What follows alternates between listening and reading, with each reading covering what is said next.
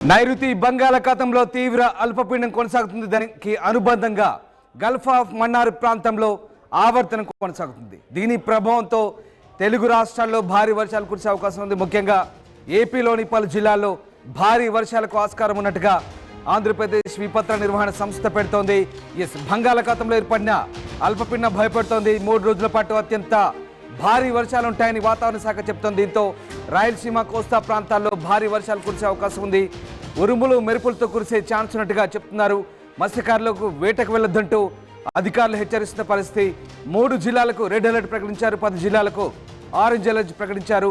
తిరుమల, తిరుపతి, చిత్తూరులో నిన్నటి నుంచి భారీ వర్షాలు కురుస్తున్నాయి. అలాగే అనంతపురం, కర్నూలు, నెల్లూరు, అన్నమయ్య జిల్లాలోనూ విస్తారంగా వర్షాలు కురిసే అవకాశం ఉంది. మరోవైపు తెలంగాణలోని పలు చోట్ల భారీ వర్షాలు కురిసే అవకాశం కనిపిస్తుంది. ఇప్పటికే ఫెయింజాల్ తుఫాన్తో రైతులను నిండా ముంచింది. మరోసారి అల్పపీడన ప్రభావం రైతులను భయపెడుతున్న పరిస్థితి కనబడుతోంది. నైరుతి బంగాళాఖాతంలో ఏర్పడిన తీవ్ర అల్పపీడనం గల్ఫ్ ఆఫ్ మన్నార్ పరిసర ప్రాంతాలపై అనుబంధంగా ఉపరితల ఆవర్తనం కొనసాగుతున్న పరిస్థితి. దీంతో ఇది పశ్చిమ వాయువ్య దిశగా దక్షిణ తమిళనాడు వైపు కదులుతూ వచ్చే 12 గంటల్లో క్రమంగా బలహీనపడే అవకాశం ఉన్నట్టుగా వాతావరణ శాఖ చెప్తుంది. దీంతో నెల్లూరు, తిరుపతి, చిత్తూరు, కర్నూలు, నంద్యాల, అనంతపురం, శ్రీ సత్యసాయి, కడప, అన్నమయ్య జిల్లాలో ఇవాళ తేలికపాటి నుంచి ఓ మోస్తరు వర్షాలు కురిసే అవకాశం ఉన్నట్టు చెప్తున్నారు.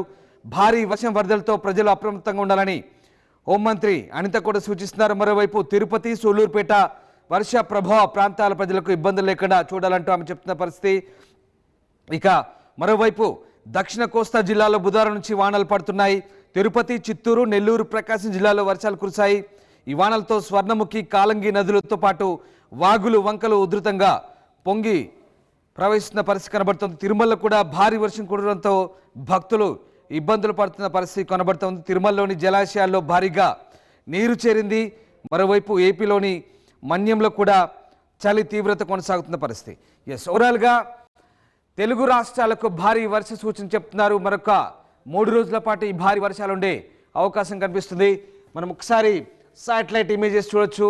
భారత వాతావరణ శాఖ ఇచ్చినటువంటి శాటిలైట్ ఇమేజెస్ ప్రకారం ప్రస్తుతం ఈ తీవ్ర అల్పపీడనం ప్రస్తుతానికి నైరుతి వైపు ప్రస్తుతం తమిళనాడు వైపు కొనసాగుతుంది. తమిళనాడు అలాగే శ్రీలంక మధ్య ప్రస్తుతం ఈ అల్పపీడన ప్రభావం కొనసాగుతుంది. ఈ అల్పపీడన ప్రభావంతో ఒకసారి మనం చూడొచ్చు. అల్పపీడన ప్రభావంతో తమిళనాడులో అయితే భారీ వర్షాలు కురుస్తున్నాయి. తమిళనాడులో దీని ప్రభావంతో భారీ వర్షాలు కురుస్తున్న పరిస్థితి మనకు కనబడుతూ ఉంది. అల్పపీడన ప్రభావంతో ఎగ్జాక్ట్లీ ఇది నైరుతి వైపు పశ్చిమ వాయువ్య దిశగా ప్రస్తుతం ఈ అల్పపీడనం కొనసాగుతుంది. దీని ప్రభావం శ్రీలంక, తమిళనాడు మధ్యలో కేంద్రీకృతమైంది. ఇక్కడ తమిళనాడు, దక్షిణ తమిళనాడు అలాగే ఉత్తర తమిళనాడు జిల్లాలో భారీ వర్షాలు కొనసాగుతున్నాయి. భారీ వర్షాలు అయితే ప్రస్తుతం కొనసాగుతున్న పరిస్థితి. ఇక ఇటువైపు ఇక దీంతో పాటు రాయలసీమ అలాగే దక్షిణ కోస్తా అయినటువంటి నెల్లూరు వైపు కొనసాగుతుంది.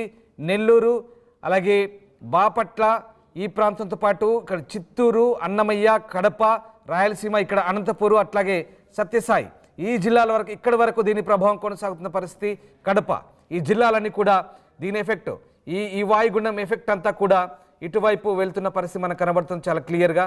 సో ఈ జిల్లాలకైతే భారీ వర్షాలు కురుస్తున్నాయి. ప్రస్తుతం ఇవాళ రేపు కూడా దీనికి ఇంకా వర్ష ప్రభావం ఉండే అవకాశం చెప్తున్నారు. ముఖ్యంగా ఈ నెల్లూరు, సూళ్లూరుపేట ప్రాంతాల్లో అయితే ఇప్పటికే భారీ వర్షాలు కురుస్తున్నాయి. ఈ ప్రాంతంలో భారీగా వర్షాలు కురుస్తుండడంతో ఒకవేళ ఆకస్మికంగా వరదలు వచ్చే అవకాశం ఉన్న నేపథ్యం కూడా ఉండే అవకాశం ఉంది. కాబట్టి ఇప్పటికే ప్రభుత్వం అయితే అప్రమత్తంగా ఉండమంటూ చెప్తున్న పరిస్థితి. ఈ రకంగా భారత వాతావరణ శాఖ అయితే ప్రస్తుతానికి హెచ్చరికలు జారీ చేస్తున్న పరిస్థితి మనకు కనబడుతోంది. అండ్ దాంతోపాటు మరొకసారి అసలు ఏం జరగబోతుంది, రాబోయే కొద్ది రోజుల పాటు ఎలాంటి వాతావరణ పరిస్థితి ఉంటుందో మనం ఒకసారి మీకు నేను చెప్పే ప్రయత్నం చేస్తాను. ఒకసారి మనం చూడొచ్చు. ఇది రైట్, ఒకసారి నేను మీకు చెప్పే ప్రయత్నం చేస్తాను. భారత వాతావరణ ఐఎండీ ఇచ్చిన సూచనలు, దాంతోపాటు మరికొన్ని సూచనలు కూడా ఉన్నాయి. అంతర్జాతీయంగా ఏం జరగబోతుంది అనేది ఒకసారి మనం చూపించే ప్రయత్నం చేస్తాను. నేను మీకు జూమ్ ఎర్త్ ద్వారా మీకు ఒకసారి వాతావరణ శాఖ చెప్తున్నటువంటి చూపించే ప్రయత్నం చేస్తాను. ఒకసారి చూడొచ్చు మనము. ఇది మడగాస్కర్ తీర ప్రాంతము. మీకు ఒకసారి చూస్తే అర్థమవుతుంది మడగాస్కర్ తీర ప్రాంతంలో ఏ రకంగా ఉందో. ఇది మడగాస్కర్ అంటారు. ప్రస్తుతం మనం ఇది భారత్ ప్రాంతం. ఇది అలాగే ఆస్ట్రేలియా ప్రాంతం. ఈ ఆస్ట్రేలియా ప్రాంతంలోను అలాగే మడగాస్కర్ ప్రాంతంలోను ఇక్కడ ఒక తుఫాన్ కొనసాగుతుంది. దీన్ని చిండో తుఫాన్ అంటున్నారు ప్రస్తుతం. ఇది భారీ తుఫాను, గంటకు 230 కిలోమీటర్ల వేగంతో ప్రస్తుతం ఇక్కడ ఈ తుఫాన్ కొనసాగుతుంది ఈ మడగాస్కర్ ప్రాంతంలో. ఇక్కడే ఈ మడగాస్కర్ ప్రాంతంలో తుఫాన్ కొనసాగుతుంది. అలాగే ఆస్ట్రేలియా ప్రాంతంలో ఇక్కడ ఒక అల్పపీడనం కొనసాగుతుంది. అల్పపీడనం ఈ తుఫాను, భారీ తుఫాను, ఇవి రెండు కూడా తిరిగి మళ్ళీ శ్రీలంక వైపు వచ్చే అవకాశం ఉంది. దీని ప్రభావం దాదాపు 200 కిలోమీటర్ల వేగంతో ఇక్కడ సుడిగాళ్ళు ఉన్నాయి మడగాస్కర్ ప్రాంతంలో ఈ భారీ తుఫాను. అలాగే ఇక్కడ ఆస్ట్రేలియా ప్రాంతంలో, ఆగ్నేయ ప్రాంతంలో, అలాగే ఇక్కడ ఆగ్నేయ ఏషియా ప్రాంతంలో, మిగతా ప్రాంతాల్లో ఉన్నటువంటి ఈ మేఘాలన్నీ కూడా మళ్ళీ శ్రీలంక వైపు వస్తే రాబోయే మరొక వారం రోజుల పాటు, సరిగ్గా గమనించండి, మడగాస్కర్ ప్రాంతంలో ఏర్పడినటువంటి భారీ తుఫాన్, అలాగే ఆస్ట్రేలియా ప్రాంతంలో ఏర్పడినటువంటి ఈ తుఫాను ప్రభావంతో ఒకసారి మనం చూస్తే కనుక దీని ప్రభావంతో శ్రీలంక వైపు వస్తే కనుక ఈ ఎఫెక్ట్ మరొక వారం రోజులు ఉండే ఖచ్చితంగా అవకాశం ఉంది. ఇలా శ్రీలంక వైపు వస్తే కనుక శ్రీలంక, తమిళనాడు, ఇక్కడ కోస్టల్ ఏపీ, ఈ ప్రాంతాల్లో భారీగా దీని ఎఫెక్ట్ ఉండే అవకాశం ఉంది. ఇది మరొక వారం పాటు అంటే దాదాపుగా 20వ తేదీ వరకు కూడా భారీ వర్షాలకు ఆస్కారం ఉన్నట్టుగా చెప్తున్నారు. ఇది రాబోయే రోజుల్లో ఉండబోతుంది. దాంతోపాటు ఏపీలో 14వ తేదీన ఒక అల్పపీడనం ఏర్పడే అవకాశం ఉంది, 14 లేదా 15. అలాగే 21వ తారీఖు నాడు మరొక అల్పపీడనం ఏర్పడే అవకాశం ఉంది. 14 అలాగే 20 ఈ రెండు అల్పపీడనాల ప్రభావంతో కూడా భారీ వర్షాలు కురిసే ఛాన్స్ ఉన్నట్టుగా చెప్తున్నారు. ఏపీలో ఇప్పటికే ఫెయింజాలు అలాగే దానా, ఇవి రెండు కూడా ఇంపాక్ట్ చూపించాయి. తమిళనాడు, ఏపీ, మీకు ఇందాకే తమిళనాడు సంబంధించిన వర్షాల అప్డేట్స్ కూడా మీకు మనం ఇచ్చే ప్రయత్నం చేసాం. అలాగే ఏపీలో కూడా దీని ప్రభావం చాలా తీవ్రంగా ఉంది. సో మరొక 2 అల్పపీడనాలు, దాంతోపాటు ఇందాక నేను చెప్పినటువంటి మడగాస్కర్ దీవుల మీద ఏర్పడినటువంటి తుఫాను ప్రభావం, అదంతా ఏ రకంగా ఉంటుందో నేను మీకు చెప్పే ప్రయత్నం చేశాను. దీంతో దాదాపుగా మరొక 20వ తేదీ వరకు ఖచ్చితమైనటువంటి వర్షాలు అయితే సూచిస్తున్నారు వాతావరణ శాఖ అధికారులు. ఒకసారి ఏపీ విపత్తుల నిర్వహణ సంస్థ ఏం చెప్తుందో మనం చూసే ప్రయత్నం చేద్దాం. నెల్లూరు, కర్నూలు, నంద్యాల, అనంతపురం, సత్యసాయి, వైఎస్ఆర్, అన్నమయ్య, చిత్తూరు, తిరుపతి జిల్లాల్లో కొన్ని చోట్ల తేలికపాటి వర్షాలు కురిసే అవకాశం ఉన్నట్టుగా ఏపీ విపత్తుల నిర్వహణ సంస్థ చెప్తోంది. ప్రస్తుతం అల్పపీడనం శ్రీలంక తీరంలో నైరుతి బంగాళాఖాతం మీద ఉంది. దీనికి అనుబంధంగా ఉపరితల ఆవర్తనం ఉంది. రానున్న 24 గంటల్లో పశ్చిమ వాయువ్య దిశగా పయనిస్తున్నట్టు. ఇది 11వ తారీఖు నాటిది, బట్ ఇది 19 అవర్స్ బ్యాక్. ఇది శుక్రవారం పరిస్థితి ఇవాళ అంటే. అలాగే గల్ఫ్ ఆఫ్ మన్నార్ పరిసర ప్రాంతాలపై తీవ్ర అల్పపీడనానికి అనుబంధంగా ఉపరితల ఆవర్తనం కొనసాగుతుంది. ఇది పశ్చిమ వాయువ్య దిశగా దక్షిణ తమిళనాడు వైపు కదులుతూ వచ్చే 12 గంటల్లో క్రమంగా బలహీనపడే అవకాశం అని చెప్తుంది. సో ఏం సూచన చేస్తున్నారు? ఎప్పటికప్పుడు రైతులు, గొర్రెల కాపర్లు, మత్స్యకారులను ఫోన్ కాల్, సందేశాల ద్వారా హెచ్చరికలు పంపి అప్రమత్తం చేయాలని విపత్తుల నిర్వహణ శాఖను హోంమంత్రి ఆదేశించిన పరిస్థితి కనబడుతోంది. ఇక దాంతోపాటు లోతట్టు ప్రాంతాల్లో ముందస్తు రక్షణ చర్యలు చేపట్టాలన్నారు. ముంపు ప్రాంతాల ప్రజలను సురక్షిత ప్రాంతాలకు తరలించడంతో పాటు ప్రాణ ఆస్తి నష్టం కలగకుండా జిల్లా యంత్రాంగం ఎప్పటికప్పుడు అప్రమత్తంగా ఉండాలంటూ హోంమంత్రి చెప్తున్న పరిస్థితి. ఇది మొత్తం భారీ వర్షాల నేపథ్యంలో అప్రమత్తంగా ఉండాలి. ముఖ్యంగా తిరుపతి, సూళ్లూరుపేట వర్ష ప్రభావ ప్రాంతాల ప్రజలకు ఇబ్బందులు లేకుండా చూడాలి. ఘాట్ రోడ్లు, కొండ చర్యల ప్రాంతాల్లో ముందస్తు రక్షణ చర్యలు చేపట్టాలి. నేను మీకు ఇందాకే చెప్పే ప్రయత్నం చేశాను. తిరుమలలో భారీ వర్షాలు కురుస్తున్నాయి. తిరుమలలో గత 2 రోజులుగా కురిసినటువంటి భారీ వర్షాలతో ముఖ్యంగా పాప వినాశనం, అలాగే శ్రీవారి పాదాల మెట్ల దగ్గర ఇప్పటికే తాత్కాలికంగా మూసివేసిన పరిస్థితి. దాంతోపాటు గోగర్భం ప్రాంతంలో కూడా ప్రస్తుతానికైతే అక్కడ తాత్కాలికంగా నిలిపివేసిన పరిస్థితి. ఒకసారి మన స్క్రీన్ పై చూడొచ్చు తిరుమలలో దృశ్యాలు. మాడవీధులు పూర్తిగా చెరువులను తలపిస్తున్న పరిస్థితి. నిన్నంతా కూడా తిరుమలలో భారీ వర్షాలు కురిశాయి. భక్తులంతా కూడా తీవ్ర ఇబ్బందులు పడుతున్నారు. కొంతమంది గదులకే పరిమితమైన పరిస్థితి, మరి కొంతమంది తిరుమల వచ్చి దర్శనం చేసుకొని ఇక వెంటనే సొంతూళ్ళకు పయనమైన పరిస్థితి. సాధారణంగా తిరుమలకు వస్తే దర్శనం చేసుకొని చుట్టుపక్కల ఉన్న ప్రాంతాలకు వెళ్తారు. కానీ అక్కడ నుండి వర్షాలు, భారీ వర్షాలు, దాంతోపాటు చలిగాళ్ల ప్రభావం తీవ్రంగా ఉంది. ఇవన్నీ తోడై భక్తులు కూడా ఎక్కువ అక్కడ ఉండేందుకు తొందరగా బయటికి వెళ్ళిపోతున్నారు, లేదంటే గదులకే పరిమితం అవుతున్నారు, లేదంటే ఆయా ఊళ్ళకి వెళ్ళిపోతున్న పరిస్థితి. తిరుమలలో ముఖ్యంగా ఘాట్ రోడ్లు, కొండ చర్యలు విరిగిపడే అవకాశం ఉంది. తిరుమలలో ఘాట్ రోడ్లు, కొండ చర్యలు విరిగిపడే అవకాశం ఉన్న ప్రాంతంలో అప్రమత్తంగా ఉండాలంటూ వాతావరణ శాఖ చెప్తుంది. విపత్తుల నిర్వహణ సంస్థ సూచిస్తున్న పరిస్థితి. అండ్ మరొక ఇంపార్టెంట్ అప్డేట్ ఇస్తున్నాను మీకు. ముఖ్యంగా ఏపీలో భారీ వర్షాలకు ఆస్కారం ఉన్న నేపథ్యంలో ఇప్పటికే ఈశాన్య ఋతుపవనాలు కూడా తోడయ్యాయి. ఈశాన్య ఋతుపవనాలు కూడా ఇంకా బలంగా వీస్తున్న పరిస్థితి. దాని ప్రభావంతో కూడా దాంతోపాటు ఈ తుఫాన్లు సాధారణంగా నవంబర్, డిసెంబర్ నెలలో తుఫాన్లు, అల్పపీడనాలు ఏర్పడతాయి. కానీ అది మరింత తీవ్రంగా కనిపిస్తుంది.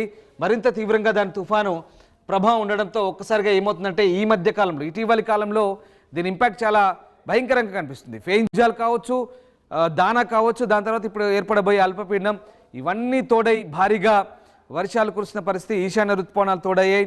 తూర్పు వైపు నుంచి గాలులు చాలా కనిష్టమైన ఉష్ణోగ్రతలు నమోదవుతున్నాయి. తెలంగాణలోనూ అదే పరిస్థితి. తెలంగాణలో అయితే వర్ష సూచనలు ఏం లేవు, బట్ తెలంగాణలో ఉష్ణోగ్రతలు చాలా పడిపోయాయి.